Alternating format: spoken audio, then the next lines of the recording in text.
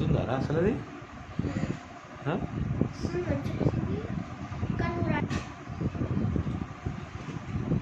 Hi, good morning everyone. Today we are going to discuss about the structure of brain. Already we learned about the structure of forebrain, prosencephalon. In forebrain divided into three parts: olfactory, and second one cerebrum, and also diencephalon. Okay, we learned about the structure of forebrain. Forebrain is the largest part of the brain. Largest part of the brain. It is divided into two hemispheres. The two hemispheres are connected with what? Especially corpus callosum, nervous fibers. Okay, corpus callosum. That is okay. Now we are going to discuss about midbrain and hindbrain. Especially midbrain is located between forebrain and hindbrain. Between in forebrain, the last part of the forebrain, what is that one? The last part of the forebrain is thalamus, hypothalamus. That means midbrain is located between thalamus and hypothalamus. And midbrain is located between thalamus and hypothalamus of the forebrain and pars feroli of the hindbrain. Hindbrain means last brain. Okay. Midbrain is located between thalamus, hypothalamus, and forebrain of the thalamus and hypothalamus and pars feroli of the hindbrain. Between it is located, and small part it is located between thalamus and hypothalamus. Here in this region the midbrain is located.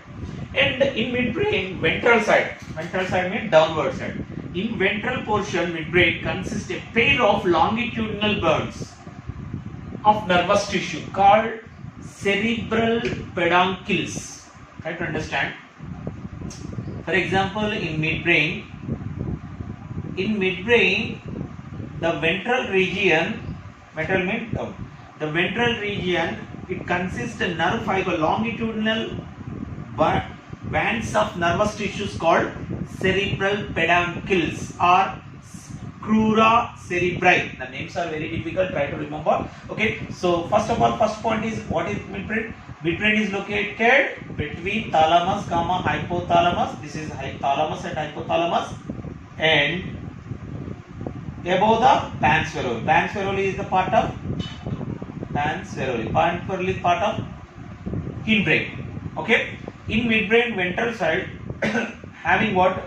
The bundles of longitudinal nerve fibers, that is called cerebral peduncles, sclera cerebri. And dorsal side, upper side of the midbrain, the dorsal side of the midbrain, it contains corpora quadrigemina. What is that one? Corpora quadrigemina. What is corpora quadrigemina? These are furrowed rounded lobes. These lobes are located in midbrain, in dorsal region of the midbrain, anterior, which are in anteriorly large in size, which are posteriorly small in size. These anterior lobes we can call superior caliculi. What we call? Superior caliculi, which are anterior lobes. The posterior lobes, which are small in size, we can call inferior caliculi. Okay. First point, midbrain is located between thalamus, hypothalamus of the forebrain, pars feroli of the hindbrain. Between it is located. What is that one? Midbrain, very small part. In mid part, ventral side, longitudinal nerve fibers tissues is there. That is we can call cerebral peduncles or sclera cerebri. And dorsal region, upper region of the midbrain, it contains lobes, 4 rounded lobes. These lobes are called corpora quadrigemina. These lobes are anterior lobes are large in size, 2 lobes. Posterior 2 lobes are small in size. Anterior 2 lobes we can call superior caliculi. Posterior lobes we can call inferior caliculi. What is the main function of midbrain? The main function of midbrain is visual. Visual means what? For seeing. Visual and auditory. Visual and auditory, to hear, and visual, to see something. Okay, these midbrain are useful. And after that, on midbrain, next one is hindbrain. Okay, if you observe the brain, this is the structure of. Okay, this is the structure of brain. For example, only for structure of the brain, the hindbrain is located. This is a cerebellum. Cerebellum. Okay, and pons variovi, and it is extended with what? Medulla oblongata. Okay, rough diagram only. Don't draw like that in examination. Here, okay, that means the hindbrain divided into three parts. What are they? Cerebellum, pons variovi, and third one is what? Brainstem. Nothing but we can call medulla oblongata. Hindbrain divided into three parts: cerebellum, pons variovi, medulla oblongata. Cerebellum, this part, the first largest part is what? Cerebrum. Second largest part is small brain, that is nothing but we can call second largest part we can call cerebellum.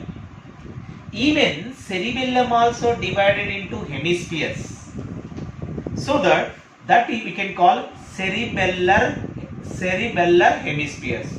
Okay, in first class only what we learned, cerebrum divided into hemispheres, that is called what we call, that is cerebral hemisphere. Here cerebellum also divided into two hemispheres, divided into hemi means of spheres, in called, okay, that is we can call cerebral hemispheres. It is connected with central vermis. And what is the main function of cerebellum? Cerebellum is responsible for control and coordination of locomotory movements. What is the meaning of locomotory movement? Locomotory, I am talking, this is locomotory movement. Okay, my lips are moving, my hand is moving, I am walking, I am drinking, I am eating. Okay, my body organs are moving with my permission. That is a locomotory movements. It is a cause of what? Hindbrain. Sorry, cerebellum. Okay, in cerebellum and also other function is it maintains equilibrium. It maintains what? Equilibrium in our body. It maintains what? Temperature, equilibrium. And pons variovi. This pons variovi, it lies in front of the cerebrum. It lies, this is cerebrum. It lies in front of the cerebrum. What is that one? Pons variovi. Pons variovi, it lies in front of the cerebrum and below the midbrain. Here having midbrain. Below the midbrain, pons variovi, already we learned about that one. Midbrain, and above the medulla oblongata. This is medulla oblongata.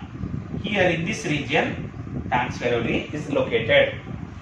Pons variovi. Okay, what is the function of pons variovi? It is a relay station between cerebellum and spinal cord. That means just connector.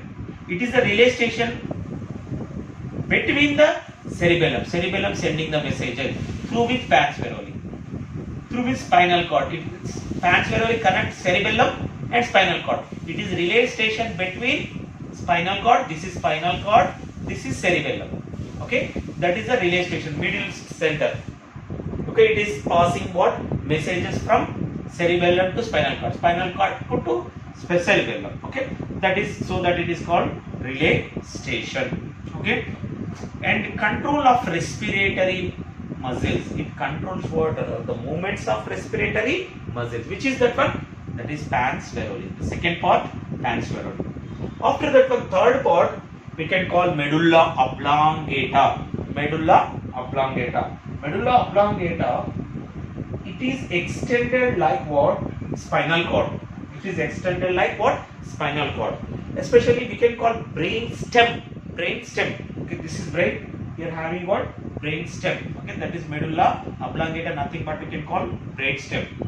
The medulla oblongata is the posterior part of the brain. Last part of the brain. Posterior part of the brain. Okay, and also called brain stem also. It is extended like pons variovi to spinal cord extended what? Brain stem. Okay. What are the main functions of what? Medulla oblongata? Involuntary actions. What are that involuntary actions? Cardiovascular respiratory center. cardio, heart, respiratory, involuntary actions cause of what? These medulla oblongata, brain stem and also called, and also what? Swallowing, that is also involuntary, and vomiting involuntary, coughing that is involuntary, sneezing involuntary, hiccups sometimes when the food is stuck up here, okay, that is hiccups also involuntary. That means these are the functions of involuntary actions, the cause of medulla oblongata. So that hindbrain divided into three parts: cerebellum, pons feroli and medulla oblongata. Okay.